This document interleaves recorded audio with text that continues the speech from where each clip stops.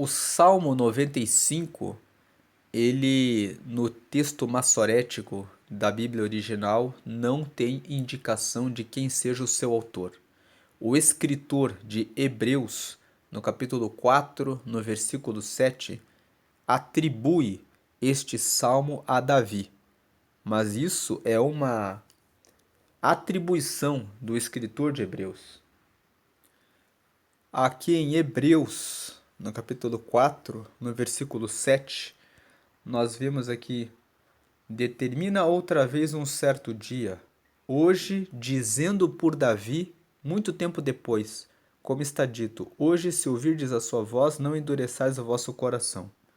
Essa parte que fala que hoje, se ouvirdes a sua voz, não endureçais o vosso coração, corresponde ao versículo 7 do Salmo 95, que nós vamos ler hoje.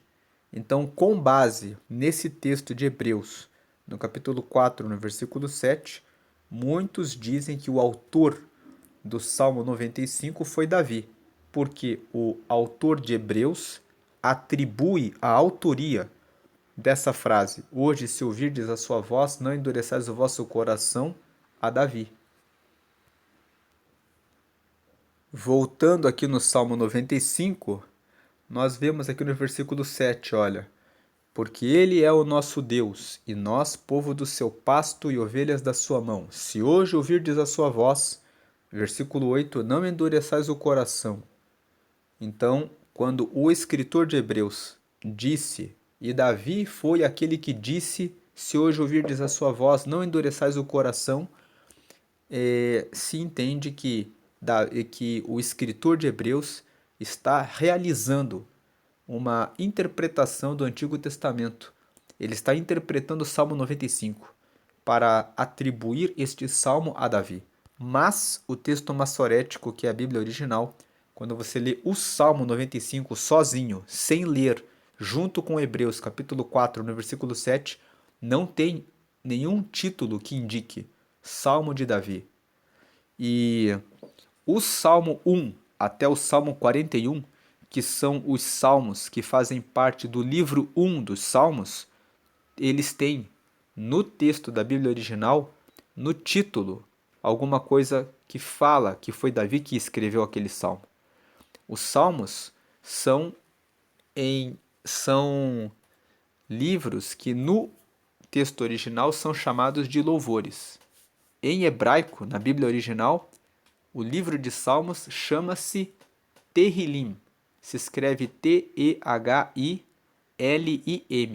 E Tehillim, traduzindo para o português, significa louvores. Então, para a Bíblia original, o nome dos salmos é louvores. E esses louvores estão reunidos em 5 livros. Eles separaram os salmos, de tal maneira que o Salmo 1 até o 41 fazem parte de uma coletânea que eles chamam de o livro 1 dos Salmos. E esse livro 1 dos Salmos, todos os salmos do 1 ao 41 foram escritos por Davi. O livro 2 vai do Salmo 42 até o Salmo 72. O 42 até o 49 foram escritos pelos filhos de Coré. Coré foi um dos homens que se revoltou contra Moisés e contra Arão. No livro de Números, no capítulo 16, a Bíblia conta a história da revolta de Coré contra Moisés e outros homens, e Deus matou Coré e os homens que se revoltaram contra Moisés, porque Deus disse para eles: é da minha vontade que o Moisés seja o líder. E se vocês se revoltam contra Moisés, estão se revoltando contra a minha vontade. Então Deus os matou. Mas, no capítulo 26 de Números, está registrado que os filhos de Coré se arrependeram. Então, eles foram constituídos como responsáveis pela adoração. Eles eram levitas. E esses filhos de Coré, que são os descendentes dele, foram os que escreveram o Salmo 42 até o 49 do livro 2. Mas, ainda no livro 2, Asaf escreveu o Salmo 50. Asaf foi um outro levita que foi constituído como responsável pelo louvor no templo na época do rei Davi. E ele escreveu o Salmo 50. E depois, Davi escreveu do Salmo 51 até o Salmo 72. Em relação ao Salmo 51 até o 72, os Salmos 66, 67 e o 71, nesses três salmos, no título da Bíblia original não tem que eles foram escritos pelo rei Davi, mas a forma como o texto foi escrita faz com que os autores digam, atribuam que esses salmos foram escritos pelo rei Davi. Então, na verdade, dos 51 até os 72, todos são atribuídos a Davi, sendo que tem essa observação. Os 66, os 67 e os 71 não tem indicação no texto original de que foi Davi o seu autor, mas eles atribuem a ele em razão da forma como foi escrita. E uma segunda observação sobre o Salmo 72. O 72, alguns dizem que foi Salomão que escreveu, outros dizem que foi Davi que escreveu, e os que dizem que foi Davi que escreveu, dizem que se você ler o último versículo do Salmo 72, está escrito assim: findam-se aqui os salmos de Davi. Então, essa seria um sinal de que quem escreveu o Salmo 72 foi o rei Davi. E o próprio conteúdo do Salmo 72 fala a respeito do reino glorioso do próximo rei. Então, existe mais base para dizer que o Salmo 72 foi escrito pelo rei Davi sobre o reinado futuro de Salomão. E pode-se até tirar um aspecto messiânico do Salmo 72, que Davi fala a respeito que o rei seja glorioso, que o reinado seja abençoado por Deus. Então podemos dizer que quando o Salmo 72 foi escrito, ele está fazendo referência ao reinado futuro. Então é mais provável que foi Davi que o escreveu. Aí nós entramos no livro 3, que vai do Salmo 73 até o Salmo 89. Esses salmos, essa coletânea do livro 3 dos Salmos, poderíamos dizer que essa coletânea do livro 3 reúne salmos de Asaf. Por quê? Do 73 até o 89, o Asaf ou seus descendentes escreveram do Salmo 73 até o 82.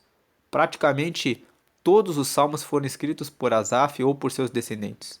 Aí você tem o Salmo 83, que é de autoria desconhecida, o 84, o 85 e o 87 foram escritos pelos filhos de Coré. O 86 foi escrito por Davi. O 87, o 88 foi escrito por Emã e o 89 foi escrito por Etan. E aí depois nós entramos no livro 4 dos Salmos, que reúne uma coletânea dos Salmos 90 até o Salmo 106. Essa reunião dos Salmos do livro 4 corresponde que nós estamos lendo hoje o Salmo 95, começa no 90 e vai até o 106, é a coletânea dos Salmos de autores desconhecidos. Então, você sabe que quem escreveu o Salmo 90 foi Moisés, mas não sabe-se quem escreveu o famoso Salmo 91, que fala: o que habita no esconderijo do Altíssimo, a sombra do Onipotente descansará. Não existe no texto da Bíblia original qual é o autor que escreveu o Salmo 91. Alguns dizem que quem escreveu o Salmo 91 foi Moisés, mas não existem dados para se chegar a essa conclusão. Eles chegam a essa conclusão porque o Salmo 90 fala a respeito da nossa limitação na vida e dizem que foi ele que escreveu também o 91. O 92 também não tem autor conhecido, 93 não tem autor conhecido, 94 não tem autor conhecido, 95 nenhum dos salmos tem autor conhecido. Tem apenas um salmo, que é o Salmo 103, que quem o escreveu foi Davi.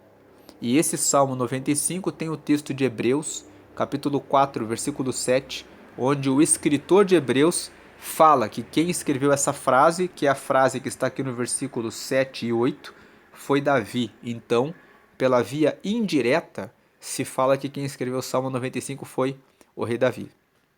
Depois nós temos o livro 5, que vai do Salmo 107 até o Salmo 150. Nós começamos a fazer essas meditações em Salmos no dia 1º de agosto, Hoje é dia 3 de novembro e em setembro, em agosto, setembro, outubro e agora em novembro, né, indo no quarto mês que estamos meditando em Salmos, chegamos ao Salmo 95. Uma observação também sobre os Salmos, nós estamos aqui, você está vendo na tela, Salmos capítulo 95, mas os Salmos não têm capítulos. Essa Bíblia que eu estou usando aqui coloca o capítulo para fins didáticos, porque Salmos são salmos, o correto é você dizer Salmo 85, Salmo 95, Salmo 1, Salmo 2, Salmo 4, porque os salmos, eles são uma coletânea de orações, lamentações, imprecações e cânticos. Existem vários tipos de salmos. Existem salmos que são orações a Deus. Existem salmos que são lamentações para Deus, como por exemplo o Salmo 13, em que o rei Davi escreve dizendo: até quando eu vou ficar aqui no sofrimento? Até quando o Senhor não vai me responder? Até quando o Senhor vai se esquecer de mim? Existem salmos que são imprecações em que as pessoas, o salmista, deseja a morte, o mal do seu inimigo. E alguns pregadores usam esses salmos, que são salmos imprecatórios, para dizer que você pode orar pedindo a vingança de Deus para que o teu inimigo morra. Só que esse ensino não tem relação com a Bíblia, porque quando os salmistas escrevem as suas imprecações, que são frases desejando a ruína dos seus inimigos, na verdade eles estão desabafando com Deus. Eles estão sendo honestos e sinceros com Deus. Eles estão dizendo: o meu desejo é esse, porque eu sou humano. Mas sempre numa oração imprecatória você vai ver os versículos seguintes falando assim: mas tu, ó Senhor, é que faz a justiça, mas tu, ó Senhor, é que toma a vingança, mas tu, ó Senhor, é que faz, é que realiza o juízo. Então, quando os salmistas fazem as imprecações, eles fazem a imprecação desabafando e depois eles pedem que o próprio Deus realize a justiça. Então, quando antes de um pregador dizer que nós podemos orar desejando o mal do próximo, nós devemos estudar a Bíblia na sua unidade. Estudando a Bíblia na sua unidade, Jesus ensinou no Sermão da Montanha, lá em Mateus no capítulo 5, no versículo 44, amai os vossos inimigos. E o próprio Jesus deu exemplo, quando ele estava sendo crucificado, ele disse: perdoa-os, ó Pai, porque não sabem o que fazem. Então, quando Jesus realiza um ato de bondade sobre os seus inimigos, ele mostra que a postura que um cristão deve assumir é a de perdoar os seus perseguidores. Mas os salmos imprecatórios nos ensinam que nós podemos ser sinceros com Deus e dizer: Deus, eu desejo que o meu inimigo morra, mas eu sei que eu não posso desejar isso. Então, eu desejo que o Senhor faça justiça. Não está escrito nos Salmos: eu sei que eu não posso desejar isso, mas está implícita essa frase, porque ele fala assim: mas o Senhor é que julga retamente, mas o Senhor é que julga com justiça. Então, quando ele fala isso, ele já está dizendo que ele vai deixar a situação do inimigo com Deus. E depois existem salmos que são cânticos, e que existem salmos que chamam a atenção para a nossa repreensão, para nos corrigir. Agora, feitas essas observações, já falamos que os salmos se chamam Tehillim no texto original, que significa louvores. Já falamos a respeito dos que os salmos são coletâneas de orações, lamentações, imprecações e cânticos. Já explicamos o que são as imprecações e qual a correta interpretação a respeito disso na aplicação da vida cristã. Agora vamos fazer o estudo do Salmo 95. O estudo do Salmo 95 nos faz vê-lo em duas partes. A primeira parte, o Salmo 95 é um salmo que convida a adoração a Deus e que termina falando que o nosso Deus é muito poderoso e nós devemos respeitá-lo e ter uma atitude de respeito por Deus. Então vamos adorar a Deus. O versículo 1 até o versículo 7 nos falam isso. Vinde e cantemos ao Senhor, cantemos com júbilo a rocha da nossa salvação. 2. Apresentemo-nos ante a sua face com louvores e celebremo-lo com salmos. Por quê? Porque o Senhor é Deus grande e Rei grande acima de todos os deuses. Versículo 3. Versículo 4. Nas suas mãos estão as profundezas da terra e as alturas dos montes são suas. 5. Seu, ou seja, dele é o mar, pois ele o fez, e as suas mãos formaram a terra seca. 6. Ó vinde, adoremos e prostremo-nos, ajoelhemos diante do Senhor que nos criou. 7. Porque ele é o nosso Deus e nós, povo do seu pasto e ovelhas da sua mão. Então aqui, dos versículos 1 até o versículo 7, nós vemos o salmista dizendo que nós devemos adorar ao Senhor, que nós devemos vir até o Senhor, que nós devemos cantar ao Senhor, que nós devemos cantar, não apenas cantar, mas cantar com júbilo, cantar com alegria em relação ao Senhor. Por quê? Porque Ele é a rocha, ou seja, Ele é firme na nossa salvação. Vamos nos apresentar a Ele com louvores. Vamos nos apresentar a Ele com gratidão, com palavras de que dão honra a Ele, que glorificam o nome dEle, com glórias ao nome dEle, com aleluia, com reconhecimento de que Ele é digno, de que Ele é santo, que Ele é santo e santo e santo, que Ele é digno, que digno é o Cordeiro, como está em Revelações lá no Apocalipse, digno é o Cordeiro de toda adoração. Por quê? Porque as razões para irmos a Ele. Versículos 3 até o 5. Porque o Senhor é Deus grande e Rei grande acima de todos os deuses.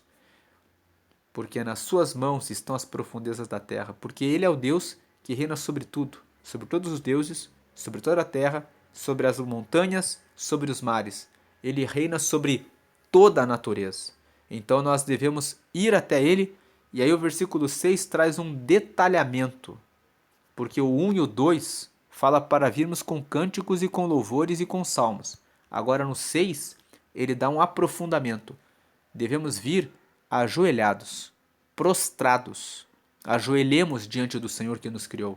Então o 6 fala de, depois que ele fala que Deus é grande, que ele é acima dos deuses, que ele tem um poder sobre a terra, sobre os montes, sobre as alturas dos montes e sobre os mares, que são coisas grandes, ele fala assim: Deus é muito maior do que os outros deuses. Ele é muito maior do que as profundezas da terra. Ele é muito maior do que as alturas dos montes. Ele é muito maior porque foi ele que criou o mar. Então, não é só vir e adorar a ele. É vir e adorar a ele, e esse Deus que é tão imenso e tão poderoso, nós devemos nos ajoelhar diante dele. Por que nos ajoelhar? Porque ele é terrível, ele é realmente grande, ele é realmente imenso, ele é realmente poderoso. Imagine você chegar em um lugar, quando você vê uma montanha extremamente alta, você já fica admirando o tamanho daquela montanha e pensando: como que eu faço? O que eu poderia ver se eu escalasse essa montanha? Se eu subisse lá no topo, qual seria a visão que eu tenho de lá a respeito do que está em volta? Então nós ficamos maravilhados com essas coisas da natureza. Se Deus é maior do que tudo isso, então nós devemos nos prostrar, nos ajoelhar diante dele. E porque ele é o nosso Deus, e nós, povo do seu pasto e ovelhas da sua mão. Aqui no versículo 7, o salmista nos revela a Deus, que nós vamos adorá-lo, também como ovelhas. Ovelhas, quando ele fala que o Senhor nós somos povo do seu pasto e ovelhas da sua mão, a ovelha, a Bíblia usa a figura da ovelha e Jesus usa a figura da ovelha, porque a ovelha é um animal que não enxerga muito longe. Então ela tem que ficar andando próxima das outras ovelhas e não pode ficar muito longe do seu pastor. Porque se a ovelha fica longe do pastor, ela se torna uma presa muito fácil, porque ela não tem mecanismos de defesa, ela não tem força para lutar, não tem velocidade para correr, não tem uma boa visão para poder escapar dos seus predadores. Então a ovelha é um animal que realmente é dependente de alguém que cuide dela. Então, quando ele fala o salmista, ele é o nosso Deus e nós povo do seu pasto e ovelhas da sua mão. Ele está dizendo, ele é muito grande e nós somos muito pequenos para podermos tomar nossas decisões sem a ajuda dele. Então, vamos nos prostrar diante dele porque ele é o nosso Criador. Ele é o nosso Criador porque, veja, ele fala aqui a respeito da natureza. Ele é o Deus grande, acima de todos os deuses, que ele domina sobre a terra, domina sobre o mar, e as suas mãos formaram a terra seca. Foi Deus que formou todas as coisas. Deus é o Criador. Então ele é o Criador e ele também é o nosso pastor. Ele é o Criador, então ele sabe a respeito de todas as coisas. Ele é o nosso pastor porque nós não sabemos nada perto de tudo que ele sabe. Então agora vem a segunda parte, que começa na parte B do versículo 7 até o último versículo. Se hoje ouvirdes a sua voz, se hoje vocês ouvirem a voz de Deus, se vocês conhecerem Deus, se vocês se chegarem até Deus, versículo 8, não endureçais o coração como em Meribá e como no dia da tentação no deserto.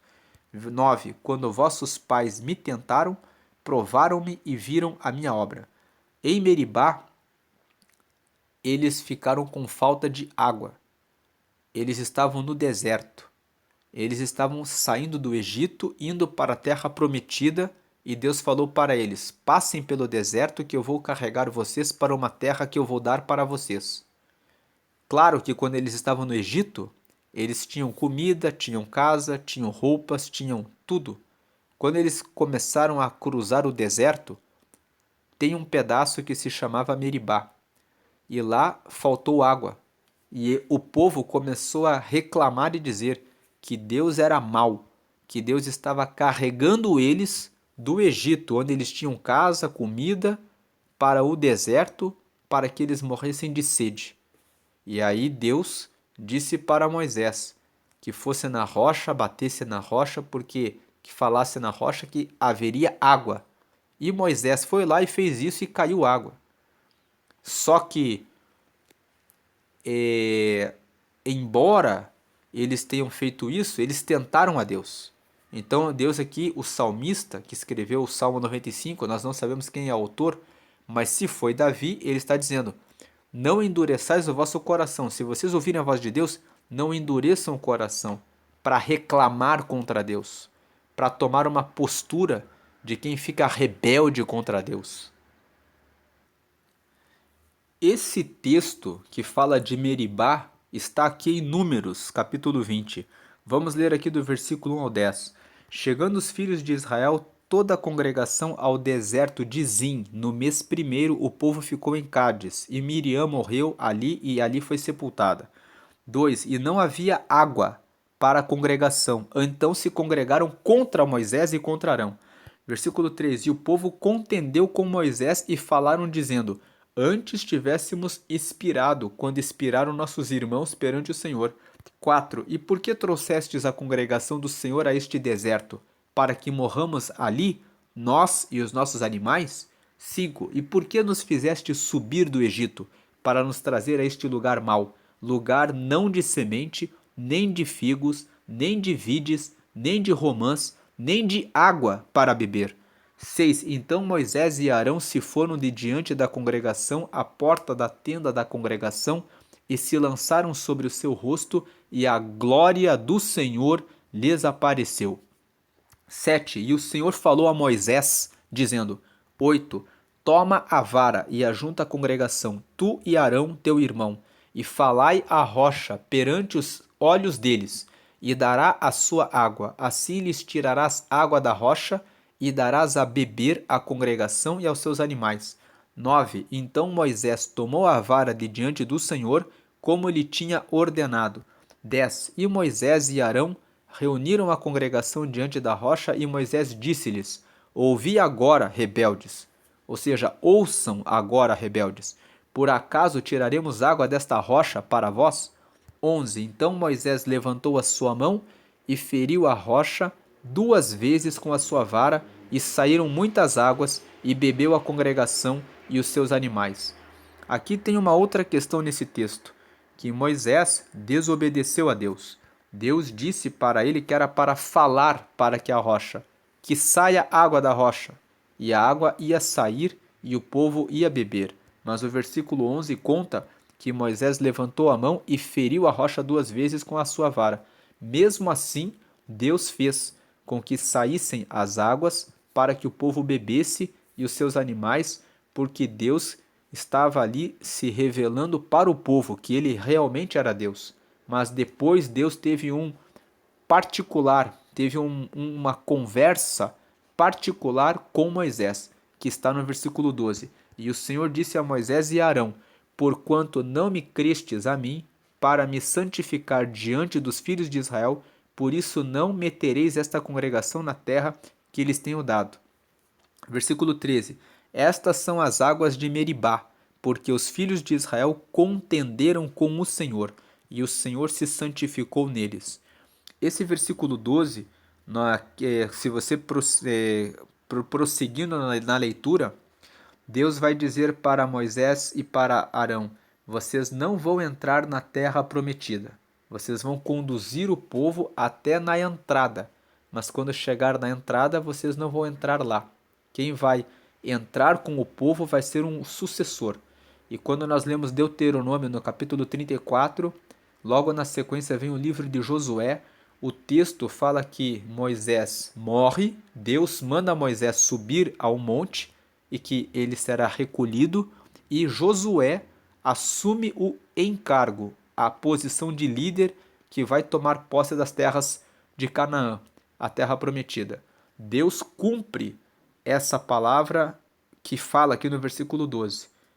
Quando ele fala assim, porque não me crestes a mim para me santificar diante dos filhos de Israel, por isso não metereis essa congregação na terra que eles tenho dado. Deus aqui, quando Moisés desobedeceu e bateu 2 vezes na rocha, Deus falou: vocês não me santificaram, vocês não me respeitaram. Então vocês não vão conduzir, vocês vão só guiar o povo até a entrada da cidade. Mas lá vocês não vão entrar. Retornando para o Salmo 95, como nós estávamos falando aqui, na segunda parte, não endureçais o vosso coração, versículo 8, como em Meribá, que é esse texto que nós lemos. Em Meribá aconteceu esse episódio com Moisés e Arão. E como no dia da tentação no deserto, eles tentaram a Deus no deserto. Quando vossos pais me tentaram, provaram-me e viram a minha obra. Aí versículo 10. 40 anos estive desgostado com esta geração e disse: é um povo que erra de coração e não tem conhecimento dos meus caminhos. Esses 40 anos aqui que o salmista está falando é Deus lembrando que foram 40 anos que eles foram peregrinos no deserto. E durante todos os 40 anos Deus esteve desgostoso porque o povo vivia murmurando e reclamando, e Deus considera reclamação e murmuração como falta de confiança nele, como desrespeito a Deus. É como se Deus dissesse o seguinte: veja aqui na primeira parte, no versículo 3, 4 e 5. Ele é um Deus grande, ele é um rei grande acima de todos os deuses. 4. Nas mãos dele estão as profundezas da terra e as alturas dos montes são dele. Dele é o mar, porque foi ele que fez o mar e as mãos formaram a terra seca. Se Deus fez tudo isso, então nós devemos nos ajoelhar diante dele e honrar. O salmista, ele traz um raciocínio aqui, quando ele escreve esse salmo.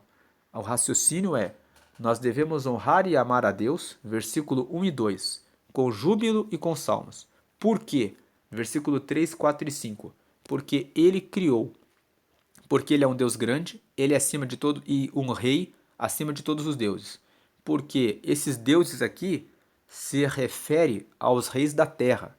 Os reis da terra são considerados como se fossem deuses, com letra minúscula. Então Deus, ele está acima de todos os reis da terra. E nas suas mãos estão as profundezas da terra e as alturas dos montes. Dele é o mar. Então, se ele é o dono de tudo isso, nós devemos adorá-lo não de qualquer maneira, mas nos prostrarmos e de joelhos, porque afinal de contas ele é imenso. E ele é o nosso Deus e nós somos o povo do seu pasto. Ele é o nosso Deus e é o nosso Criador. Nós somos ovelhas do seu pasto porque somos muito fracos perto do poder dele. Então, aí vem a segunda parte. Se hoje nós ouvimos a voz de Deus, a voz dele, não devemos endurecer o coração a ponto de sermos como os pais que foram em Meribá, a ponto de ficarmos falando a respeito de Deus coisas indevidas, a ponto de reclamar, murmurar, falar palavras de dúvida a respeito se ele está ou não está conosco. A postura de adoração a Deus deve ser uma postura de absoluta confiança. Deus esperava que eles dissessem assim para Moisés: ore a Deus para que Deus nos dê água, porque agora está faltando água. Era o que Deus esperava. Mas eles não. Eles foram tentar Deus. Foram dizer: Deus nos tirou, como nós lemos ali em Números no capítulo 20. Eles falaram: por que Deus nos tirou do Egito? Nos tirou de lá para nos colocar aqui no deserto, para nós morrermos no deserto. Então eles falaram com irreverência, eles não respeitaram o Altíssimo. E é isso que o salmista está falando. Se vocês ouvirem a voz de Deus, diante do que nós falamos aqui no versículo 1 até o 7, que Deus é grande, que nós devemos adorá-lo com salmos e até dobrarmos os joelhos diante dele, se vocês ouvirem a voz de Deus hoje, não façam como os nossos pais fizeram lá em Meribá, que eles tentaram a Deus. 40 anos estive desgostoso com essa geração, e disse: é um povo que erra de coração. O coração está errôneo, porque o coração tem dúvida a respeito de se Deus está com eles ou não nas adversidades, nas dificuldades. Creia que Deus está com você na hora das dificuldades. Não abra a boca para dizer assim: será que Deus está comigo? Deus deixou acontecer essa coisa tão ruim comigo e agora eu estou sofrendo. É isso que eles fizeram com Deus. Deus não se agrada de quem faz isso. Isso é errar de coração. E não tem conhecimento dos meus caminhos. Deus está falando: será que eles não têm conhecimento a respeito dos meus caminhos? Eles não conhecem os meus caminhos. Deus deixa muitas vezes nós cairmos e tropeçarmos para nós ficarmos mais fortes. Quando nós estamos ensinando, ajudando os nossos filhos a aprenderem a andar, nós incentivamos eles. Dizemos: anda. E a criança muitas vezes cai, tropeça, mas nós poderíamos ir lá, levantar a criança, mas nós ficamos a uma certa distância e dizemos: levanta, que você consegue. Vem engatinhando que você vai conseguir. E a criança poderia dizer: ei, você é meu pai, você é minha mãe, você pode vir aqui me buscar. Mas nós não fazemos isso. Por que não fazemos? Porque sabemos que desses tropeços e desses esforços, aquela criança que hoje está tropeçando, amanhã vai andar firmemente. E Deus faz a mesma coisa conosco.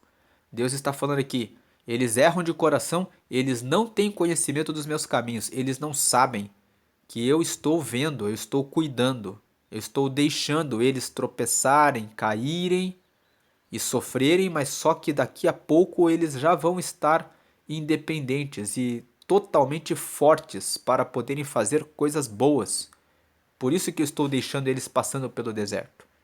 Então Deus fala aqui: 40 anos eu estive desgostoso com essa geração e disse: é um povo que erra de coração. Eles erram de coração porque eles falam mal a respeito de Deus, pensando que Deus os abandonou, pensando que Deus colocou eles em sofrimento. Mas na verdade eles não têm conhecimento dos meus caminhos. Versículo 11: por isso jurei na minha ira que não entrarão no meu repouso. E o versículo 11 termina: quem não consegue cantar ao Senhor e salmodiar ao Senhor e se prostrar ao Senhor e ver a sua grandeza, que é a primeira parte do Salmo 95, do versículo 1 até o 7, então, e quer errar de coração e não conhecer os caminhos do Senhor, então vai cair na ira do Senhor. Qual é a ira do Senhor? Não vai entrar no repouso de Deus. Então, se você não confia em Deus, nos processos que Ele está permitindo que você passe na sua vida, então você vai cair na ira dele. A ira de Deus consiste em Deus deixar você sozinho. Ele fala: já que você não confia em mim, então você vai seguir os seus próprios caminhos. Você vai errar, vai bater a sua cabeça, vai viver nas suas próprias decisões, vai receber as consequências das suas próprias decisões. E na minha casa você não vai entrar, no meu repouso você não vai entrar, no meu reino você não vai entrar, porque a ira de Deus consiste nisso, em deixar que a pessoa faça a sua própria vontade e sofra as suas próprias consequências. Quem fala a respeito da ira de Deus também é Paulo, em Romanos, no capítulo 1. Ele fala que aqueles que não quiseram saber a respeito de Deus foram deixados à sua própria sorte, foram entregues à ira de Deus. E a ira de Deus consiste em entregar essas pessoas às suas próprias paixões. E o texto vai dizer lá em Romanos 1 o seguinte: aqui em Romanos 1, vai dizer que eles caíram na sua aqui, ó, versículo 18, porque do céu se manifesta a ira de Deus sobre toda a impiedade e injustiça dos homens, que detêm a verdade e injustiça. Porquanto o que de Deus se pode conhecer, nele se manifesta, porque Deus lhe o manifestou. 20. Porque as suas coisas invisíveis, desde a criação do mundo, tanto o seu eterno poder como a sua divindade, se entendem e claramente se veem pelas coisas que estão criadas, para que eles fiquem inexcusáveis. Paulo está falando que é possível conhecer a Deus olhando as coisas que foram criadas. Você olha para o céu, você olha para as nuvens, você olha para as estações do ano, você olha para as chuvas, você olha para as montanhas, você vê que Deus é imenso. É o mesmo raciocínio que está lá no Salmo 95, quando ele fala nos versículos 3, 4 e 5 que Deus, ele é Deus acima dos deuses e rei sobre todos os deuses, que ele tem as profundezas da terra na sua mão e as alturas das montanhas, no versículo 4, e no versículo 5, foi ele que criou o mar. Aqui, em Romanos, no capítulo 1, Paulo fala a mesma coisa. As coisas invisíveis, desde a criação do mundo e o eterno poder de Deus como a sua divindade, se entendem e claramente se veem pelas coisas que estão criadas, para que eles fiquem inexcusáveis. Paulo está dizendo que nenhuma pessoa pode dizer que não pode conhecer a Deus, dizendo que não tem como percebê-lo. Quando você vê as coisas como são postas na natureza, toda a organização que existe, você sabe que alguém realizou, criou tudo isso. E esse alguém é Deus. Versículo 21. Porquanto, tendo conhecido a Deus, não o glorificaram como Deus, nem lhe deram graças, antes em seus discursos se desvaneceram, e o seu coração insensato se obscureceu. 22. Dizendo-se sábios, tornaram-se loucos e mudaram a glória do Deus incorruptível em semelhança da imagem de homem corruptível, e de aves e de quadrúpedes e de répteis. O que Paulo está dizendo aqui? Que os homens, dizendo que são sábios, mudaram a glória de Deus. Incorruptível em semelhança da imagem de homem corruptível. Significa o seguinte: pegaram Deus e disseram, Deus não existe, e pegaram homens e dizem, esse homem aqui é um Deus, porque esse homem aqui é muito inteligente. E começaram a honrar e adorar a reis e a homens, sendo que os homens são corruptíveis, os homens são mortais, Deus é imortal, Deus é eterno. E criaram a imagem de homens e outras pessoas criam imagens de aves e de animais e de répteis para adorarem. Na Índia, adoram ratos, adoram a vaca. Em outros lugares, adoram animais. Né? Pelo que também Deus os entregou às concupiscências do seu coração, à imundícia, para desonrar o seu corpo entre si. Pois mudaram a verdade de Deus em mentira. Então Deus faz o quê? Entrega a eles, já que vocês não querem me dar glória. O Salmo 95, nós estamos lendo esse texto de Romanos, porque a ideia do Salmo 95 é: vinde e louvemos ao Senhor, porque Ele é digno. Então vamos cantar ao Senhor com júbilo, vamos cantar com salmos. E aqui na ideia de Romanos, Paulo está explicando o que as pessoas fazem. Elas mudaram a verdade de Deus em mentira. Qual que é a mentira? Deus não existe, os homens é que existem. E honraram e serviram mais a criatura do que o Criador. Tem pessoas que adoram homens, políticos, governantes, chefes de Estado, mas não adoram a Deus, ao Criador, que é bendito eternamente. Amém.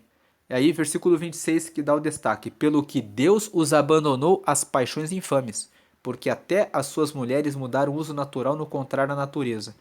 E aí Paulo vai dizer: semelhantemente os varões, deixando o uso natural da mulher, se inflamaram em sua sensualidade uns para com os outros, varão com varão, cometendo torpeza e recebendo em si mesmos a recompensa que convinha ao seu erro. E como eles não se importaram de ter conhecimento de Deus, aqui entra o último versículo do Salmo 95, que fala assim: eles não conhecem, eles não têm conhecimento a meu respeito, eles erram de coração e não têm conhecimento dos meus caminhos. Como eles se não importaram de ter conhecimento de Deus, assim Deus os entregou a um sentimento perverso para fazerem coisas que não convêm, estando cheios de toda iniquidade, prostituição, malícia, avareza, maldade, cheios de inveja, homicídio, contenda, engano, malignidade, sendo murmuradores. Vamos lembrar aqui das águas de Meribá. Eles eram murmuradores, detratores, aborrecedores de Deus, injuriadores, soberbos, presunçosos, inventores de males, desobedientes ao pai e à mãe, nécios, infiéis nos contratos, sem afeição natural, irreconciliáveis, sem misericórdia. 32. Os quais, conhecendo a justiça de Deus, que são dignos de morte os que tais coisas praticam, não somente as fazem, mas também consentem aos que as fazem. Então aqui nós vemos que Paulo fala que quando nós encontramos tantas pessoas sendo tão más assim no mundo, é porque essas pessoas ignoram a Deus. Elas não querem ter o conhecimento a respeito do santo, a respeito de Deus. Então Deus entrega essas pessoas para a sua ira. Qual é a ira de Deus? Entregar as pessoas para que realizem tudo o que vier na sua cabeça. E o que eles fazem? O que o ser humano faz quando está entregue à sua própria cabeça? Ele faz tudo isso que foi falado aqui em Romanos. É infiel nos contratos, são nécios, são murmuradores, são detratores, fofoqueiros, soberbos, injuriadores, presunçosos, desobedientes, carregando a maldade. Então, essa é a ira de Deus. Mas nós, voltando aqui ao Salmo 95, recebemos esse convite do Salmo 95. Vinde, cantemos ao Senhor. Cantemos com júbilo a rocha da nossa salvação. Apresentemo-nos ante a sua face com louvores e celebremo-no com salmos. Porque o Senhor é Deus grande e Rei grande, acima de todos os deuses. No versículo 6. Ó vinde, adoremos e prostremo-nos, ajoelhemos diante do Senhor que nos criou, porque Ele é o nosso Deus, e nós, povo do seu pasto e ovelhas da sua mão. Então, esse é o convite. Não vamos endurecer o coração e não vamos cair aqui no versículo 11. Jurei na minha ira que não entrarão no meu repouso. Nós queremos entrar no repouso do Senhor. Nós queremos ser ovelhas do seu pasto. Nós queremos vir e cantar ao Senhor com júbilo, porque Ele é a rocha da nossa salvação. Vamos louvá-lo com louvores, com salmos e nos ajoelhemos, nos prostremos diante do Senhor que nos criou. Essa é a meditação de Salmo 95. Deus é digno de toda honra, de toda glória, de todo louvor, de toda exaltação. E se nós quisermos seguir nos nossos próprios corações, nos nossos próprios caminhos, Ele nos respeitará e nos deixará na sua ira. A ira de Deus é: faça o que você quiser, siga o seu próprio coração. Então, essa é a meditação do Salmo 95 e essa é a mensagem, a aplicação prática do Salmo 95. Deus é digno de todo louvor. Deus é o Criador dos céus e da terra. Ele criou tudo, ele tem o poder sobre tudo. A aplicação prática ainda existe uma forma correta de você adorar a Deus. E é com reverência, com respeito. Existe, quando você chegar à presença de Deus, venha com alegria. Louve Ele realmente do coração, com júbilo. Quando você chegar diante de Deus, ajoelhe-se. Veja, entenda que Deus ele é realmente um rei, ele é soberano. E uma outra aplicação prática, não murmure contra Deus. Se você está passando por uma situação difícil, por um deserto, não reclame. Respeite e diga a Deus, me ajuda nisso, que eu estou precisando agora de água, porque eu estou no deserto. Peça para Deus. Deus tem poder para dar a você o que você precisa. Você não precisa reclamar como eles fizeram em Meribá. E hoje é dia 3 de novembro, nós começamos o mês de novembro, e alguns meses atrás eu gravei uma série aqui no canal chamada 5 minutos de meditação em provérbios. Todos os meses nós retomamos a leitura de provérbios. Então nesse mês nós começamos dia 1º de novembro com o Salmo 93, ontem o Salmo 94, hoje o Salmo 95, nós vamos prosseguir lendo Salmos até dezembro, até chegarmos no Salmo 150. E nesse mês de novembro, eu vou deixar no final do vídeo o vídeo do capítulo do dia de Provérbios. Então hoje eu vou deixar um vídeo chamado 5 minutos de meditação em Provérbios 3. Provérbios 3 é um capítulo que nos fala a respeito do favor do Senhor, que todo aquele que busca sabedoria alcança o favor do Senhor. E o favor do Senhor envolve vida longa, com paz, riquezas e honra. Então, medite em Provérbios capítulo 3. Quem medita em Provérbios todos os meses, por 2 anos e pratica, toma decisões mais sábias. E quem faz isso por 5 anos, prospera em todas as áreas da vida. Então, todos os meses nós meditamos em Provérbios. Provérbios tem 31 capítulos e você pode meditar durante um mês nesses 31 capítulos, todas as vezes. Nos meses que tem 30 dias, você lê o 30 e o 31 no dia 30. E no mês de fevereiro, que tem 28 dias, você pode reservar um dia para ler 3 capítulos, para completar o livro de Provérbios. Essa é a mensagem de Salmo 95. Deus abençoe a todos hoje e sempre. Amém.